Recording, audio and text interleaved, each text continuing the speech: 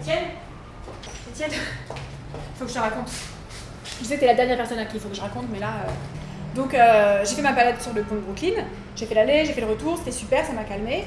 En rentrant, j'ai pris une autre rue que celle qu'on a prise hier, là, tu sais, avec les massages chinois un peu crasse-pouilleux, et comme j'en ai vu un qui avait l'air pas mal, je suis montée. Là, j'ai été accueillie par un type, un chinois,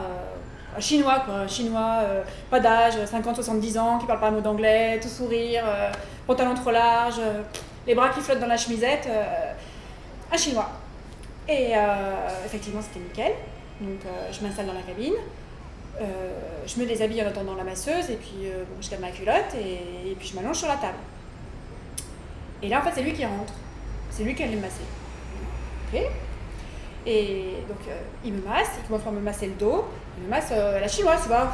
Il y va, il appuie sur des points, tu vois, il m'a appuyé des points sur les aisselles, et ça faisait mal, quoi.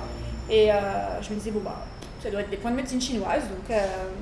bon, c'était pas tout à fait désagréable, mais enfin, ça fait du bien quand ça s'arrête, quand même, tu vois. Et puis après, il a baissé ma culotte. Et il m'a massé les fesses, mais quand même, il m'a massé les fesses, je veux dire, quand même, c'était spécial quand même, il m'a massé les fesses, je veux dire, il allait de bon cœur, tu vois, et il m'a appuyé des points aussi, là, sur l'aine, et je me disais, oh, bah, ça doit être comme ça, la médecine chinoise, mais tu vois, c'était bien.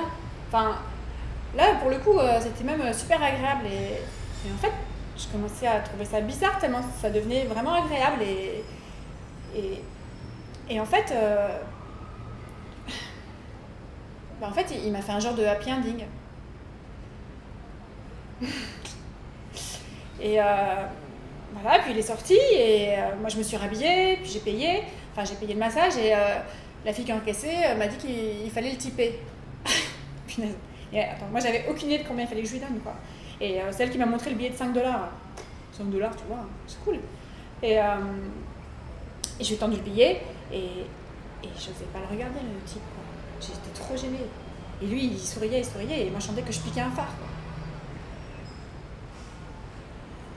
Enfin, en fait, c'était super bizarre, quoi.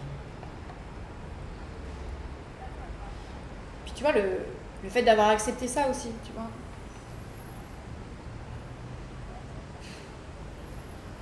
Enfin, voilà, donc du coup, je suis sortie, je suis rentrée à la maison direct, j'étais comme ça dans la rue, là, il fallait que je raconte à quelqu'un parce que j'étais hyper bouleversée, et puis j'arrive à la maison, évidemment, de toute façon, ici, il y a que toi et moi, donc obligée de te raconter à toi, et quand je vois ta réaction, enfin, plutôt ta non-réaction, mais je me sens encore plus mal, là.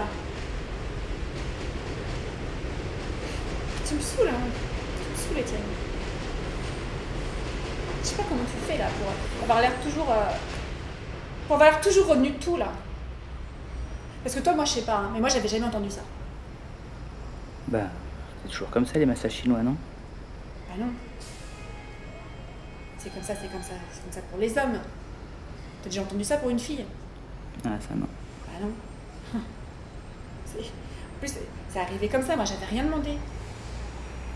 T'avais rien demandé? Bah non, Étienne.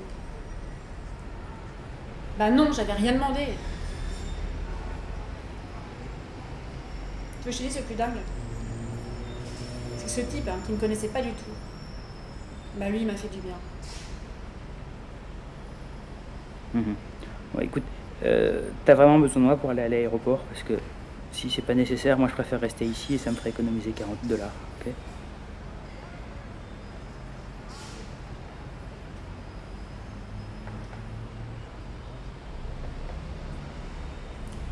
Je vais faire ma valise.